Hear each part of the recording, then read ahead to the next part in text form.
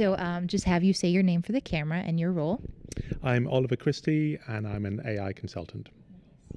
And Oliver, so you have a very important role at these events. You normally give a nice speech and make some introductions. How did you come about being a part of this? And how many years have you been a part of this?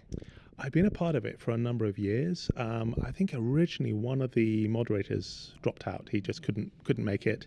And at the very last minute, I said, "Could you come and do it?" So I was like, "Yes, sure." I've been interested in AI and subjects around the future, around change. So this was a perfect fit.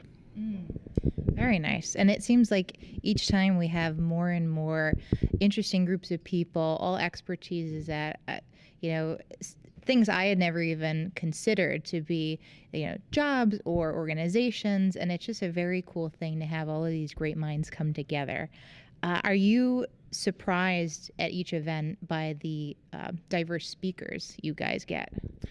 I think so. I mean, New York is very diverse anyway in terms of different types of people, different backgrounds, different views on the world.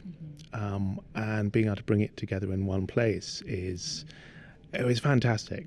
And I think New York is really starting to become a strong tech hub. I mean, obviously AI and a few other technologies. So to bring people together to share experiences and background is it's fantastic. Yeah. You bring up an excellent point, being in New York, where people that are probably watching this, maybe they're in New York, maybe they're not. And for those people that don't know, we're at Microsoft, which is a big deal. Not everyone gets to come here and see a bunch of great speakers talk about what they're, passionate about and what's on the trend. But also, we kind of have some work to do to compete with Silicon Valley. What do you think would differentiate the New York tech scene to the West Coast? Firstly, I think New York is caught up, and I think for some things it's overtaking. I think it's the diversity we have in that we've got people from all around the world here. Obviously, a lot from Europe. I'm from the UK originally, but it's the mix of people.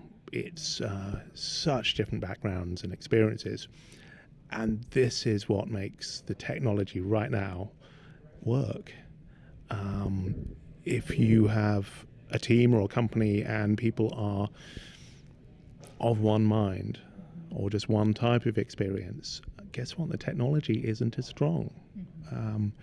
The diversity we have here matters a great deal, and I think people maybe forget that. Yeah, another great point where I think now we're starting to see more in the media and news headlines that diversity is up and coming, and so it should have been for a while, but now I think people are starting to see what a positive impact it is when we see it advertised to us. And I think you and I both know that in the workplace it's super important, seeing people of different backgrounds talking to other people, just to see that it's a possibility to maybe one day, work at a great startup or change the world with a new technology. That excites me, but I want to know what excites you right now. It's actually that type of diversity as well. We in New York are quite it's more liberal, should we say, more greater worldview, and up till now, a lot of the conversation around diversity has been it's a good thing in itself.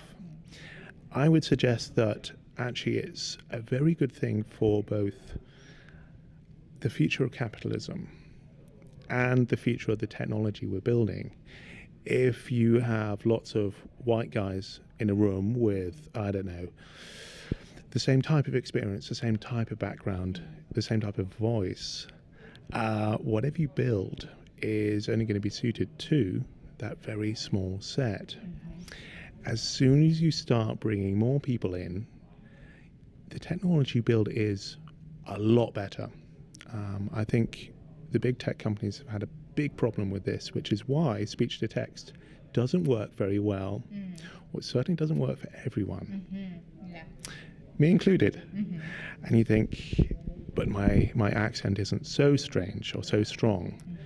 and yet speech to text is only starting to work for me.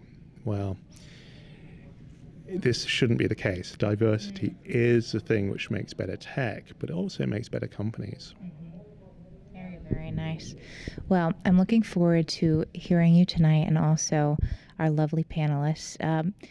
Can you give me a little insight on what the topic is for the audiences that are coming in? Yeah, so broadly speaking, it is the future of jobs, or rather the future of AI, how it's going to impact companies, government, some of the skills we might need next, and some of the challenges. And the challenges are pretty big.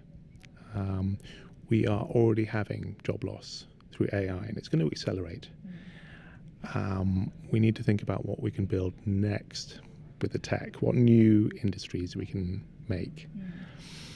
So some of it is the upcoming dangers, shall we say, some of the opportunities, and really how to prepare for what's just about to arrive.